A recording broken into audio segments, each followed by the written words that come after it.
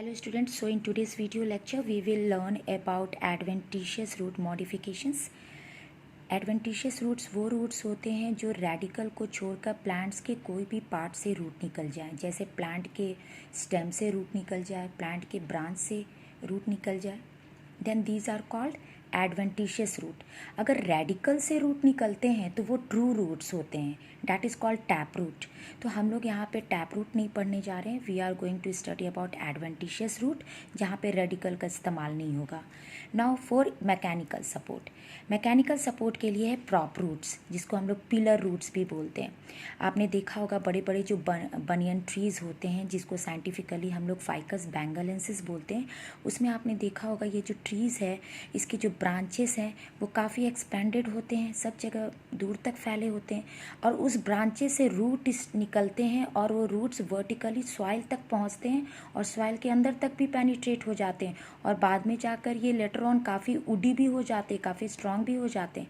तो इतने सारे आपने देखे होंगे पुराने पुराने जो बरगद के पेड़ हैं उसमें ये स्ट्रक्चर्स हैंगिंग करते हुए या फिर पूरे ज़मीन तक पेनिट्रेट करते हुए आपको स्ट्रक्चर्स दिखता है, that is called prop roots. और ये प्रॉप रूट्स एडिशनल सपोर्ट देते हैं, मेन ट्रंक तो है ही सपोर्ट के लिए, लेकिन ये एडिशनल सपोर्ट भी देते हैं। सपोज़ अगर काफ़ी पुराना हो गया है पेड़ और वो इसके मेन ट्रंक डैमेज हो गए, तो ये प्रॉप रूट्स है, ये इस पर भी प्लांट्स टिका हुआ रह सकता है, गिरेगा नहीं, because it is providing additional support to the tree.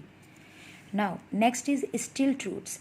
आपने शुगर केन देखे होंगे, मेज़ देखे होंगे, राइट, पंडानस देखे होंगे। इसमें क्या होता है, वो स्टेम का पार्ट जो ज़मीन के काफ़ी क्लोज है उसके नोड से निकलते स्ट्रक्चर्स। हमेशा याद रखना कि जो नोड्स एंड इंटर नोड्स होते हैं वो हमेशा स्टेम में देखने को मिलता है, it is not seen in the roots, it is the main characteristic of roots. आप देख रहे हो एक एक जो लाइन मैंने स्टेम पे बना रखे हैं डैट इज़ नोड, और टू नोड्स के बीच में जो डिस्टेंस होता है that is called inter node. तो यहाँ नोड से आपको निकलता हुआ स्ट्रक्चर दिख रहा है और वो स्टेम के पार्ट से निकल रहे हैं जो ज़मीन के काफ़ी क्लोज हैं, तो ये ऑब्लिकली जा रहे हैं देखो ज़मीन पर, and this is called stilt roots. तो ये भी सपोर्ट प्रोवाइड करते हैं प्लांट्स को, राइट। तो इस टाइप के स्ट्रक्चर्स आप शुगर केन, मेज, पंडानस में देखने को मिलता है। बटरेसिंग रूट, आपने पीपल के पेड़ देखे होंगे, scientifically we call it ficus religiosa, क्योंकि हम लोग पीपल के पेड़ की पूजा भी करते हैं, तो it is related to that only religiosa. तो देखो बटरेसिंग रूट क्या होता है, जो आपने पीपल के पेड़ देखे हैं, पुराने पुराने पीपल के पेड़, तो अगर आप उसके स्टेम को क्लोजली, जो बेस जो सॉइल के पास स्टेम है उस वहाँ पर अगर आप ध्यान दोगे तो बहुत सारे स्ट्रक्चर्स बाहर निकले हुए दिखते हैं और ज़मीन के अंदर भी आपको वो जाते हुए दिखते हैं, तो that is called buttressing root, right. Now for storage also adventitious root जो है इस्तेमाल किए जाते हैं जिसमें फूड भरे होते हैं। For example tuberous adventitious root आपने देखे होंगे, देखो ये स्टेम का बेस है, जो मैंने लाइन बनाया है दिस इज सॉइल, और सॉइल के अंदर हो रहे हैं, यानी स्टेम के बेस से आपके ये स्ट्रक्चर निकल रहे हैं ट्यूबरस रूट, एंड जिसके कोई शेप नहीं है, नो डेफिनेट शेप। आपने ऐसे देखे होंगे स्वीट पोटैटो यानी शकरकंदी में, ठीक है, जिसको आइपोमिया बटाटास भी बोलते हैं साइंटिफिकली। तो ऐसे स्ट्रक्चर जो है ये शकरकंदी का, ये ज़मीन के नीचे से मिलते हैं, जो आप कंज्यूम करते हो डैट इज़ एडवेंटिशियस रूट, क्योंकि ये रेडिकल से नहीं बने। भले ये ज़मीन के अंदर से आपको मिल रहे हैं, इसका मतलब ये नहीं है कि रेडिकल से बने हैं, ये स्टेम से निकले हुए स्ट्रक्चर्स होते हैं, right. Now फैसिकुलेटेड roots, fasciculated roots में आप क्या देखते हो कि गुच्छे के फॉर्म में होते हैं, क्लस्टर के फॉर्म में होते हैं, मतलब ये स्टेम है, ठीक है, और स्टेम के जो ब्रांचेस से निकल रहे हैं वो सब मॉडिफाई होकर सोलन बन गए और उसमें फूड भरा हुआ है, तो देखो एक गुच्छे जैसे दिख रहे हैं, and that is called fasciculated roots. Fasciculated roots के एग्जाम्पल्स है dahlia, dahlia and asparagus. You have to remember all these examples, that is very important. Now nodulose roots आपने देखे होंगे, ज़मीन के नीचे जो ब्रांचेस निकल रहे हैं, स्टेम से निकल रहे हैं ब्रांचेस, यानी ये स्टेम के ब्रांचेस है जिसमें नोड्स एंड इंटर नोड्स होता है, these are not roots, actually not true roots. अब देखो ये जो ब्रांचेस निकल रहे हैं उसके टिप के पास जाकर स्वोलन हो गए। आपने हल्दी, जो कच्ची हल्दी देखा होगा जिसको कुरकुमा बोलते हैं, कुरकुमा, तो ये जो हल्दी है उसमें आपने जो कच्ची हल्दी होती है वो ज़मीन के नीचे से निकाले जाते हैं, डैट इज़ नोडुलोस रूट्स, इसमें फूड भरे होते हैं और जिसको इसको हम लोग कंज्यूम करते हैं, राइट। नाउ एन्यूलेटेड रूट्स में क्या होता है, जो स्टेम के ब्रांचेस निकलते हैं वो रिंग जैसे होते हैं, you can see it, ring like structure होते हैं। और इसके एग्जाम्पल है सिफेलिस। बेटा कुछ एग्जाम्पल्स ऐसे भी आपको इस चैप्टर में मिलेंगे जो आपने कभी देखे भी नहीं होंगे प्लांट्स, या उसके बारे में जानते भी नहीं होंगे, but you have to learn all these examples, that is very very important. Now next is moniliform और बीडेड रूट्स। आपने करेला देखा होगा, डैट इज़ बिटर गॉड। उसके पतले उसके स्टेम्स इतने स्ट्रांग नहीं होते, लेकिन जो उसके ब्रांचेस निकलते हैं तो वो उसके ब्रांचेस, अब देखो ये मॉडिफाई कर कर इस स्वोलन हो गए। और इसमें रेगुलर मॉडिफिकेशंस होती है, जैसे कि इसमें इरेगुलर फॉर्म में नहीं होता, रेगुलर इंटरवल पर इसमें स्वोलन आप देख रहे हो, फूले हुए स्ट्रक्चर। अगर आपने करेला को ठीक से देखा होगा तो आपको पता चल जाएगा। तो दिस इज़ बीटर गार्ड। तो आपको आज पता चल रहा होगा कि जो आप बीटर गार्ड कंज्यूम करते हो that is nothing but adventitious root खाते हो आप। Now for vital functions means वो जो बहुत इंपॉर्टेंट होते हैं लाइफ के लिए, that is called vital functions. तो इसमें है, one is assimilatory roots. Assimilatory roots generally आपने एक्वेटिक प्लांट्स देखा होगा, आपने सिंघाड़ा देखा होगा, that is called Trapa water chestnut, ठीक है, या फिर टिनोस्पोरा।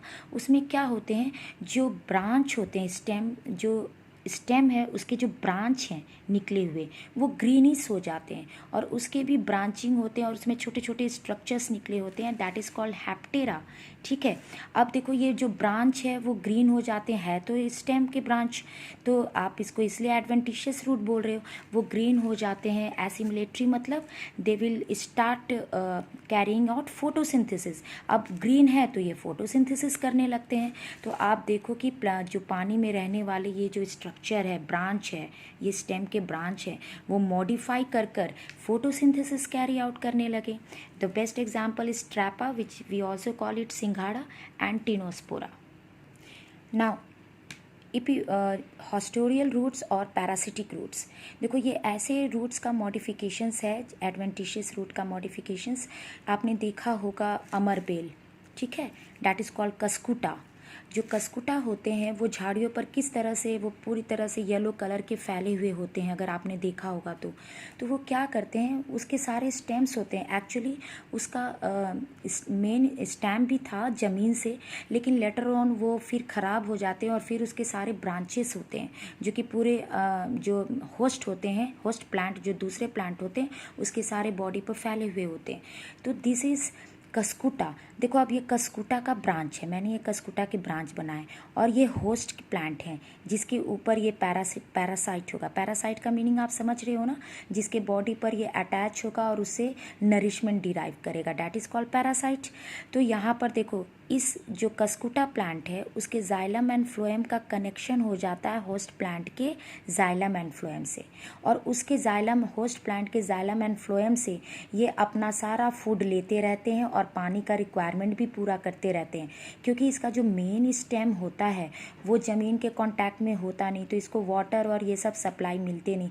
दूसरे की ये ग्रीन नहीं होते, आपने देखे होंगे कुछ येलोइश कलर के होते हैं, जिसकी वजह से ये फोटोसिंथेसिस नहीं कर पाते, अपना फूड नहीं बना पाते। तो अपने फूड और वाटर के रिक्वायरमेंट को पूरा करने के लिए ये अपने जाइलम और फ्लोएम को होस्ट प्लांट के जाइलम एंड फ्लोएम के अंदर तक डाल देते हैं और वहाँ से ये डिराइव करते हैं। तो ये पैरासाइट हो गए, that is Cuscuta, very good example.